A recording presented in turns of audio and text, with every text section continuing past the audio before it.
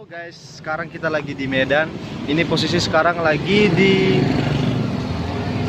Jalan Lapangan Merdeka. Jadi di belakang kami ini Lapangan Merdeka ini guys. Makanya kami nggak bisa masuk karena lagi lockdown.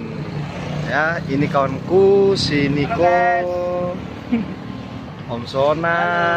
Nah, sekarang kita berada pada depan gedung ini. Ini gedungnya guys. Oh, kurang nampak ya karena cuaca itu. Nah, beginilah lokasi Medan di saat corona sedang melanda. Dan juga aksi sosial dari pemerintah Medan juga menyediakan tong untuk mencuci tangan. Beginilah lokasi dekat Lapangan Merdeka.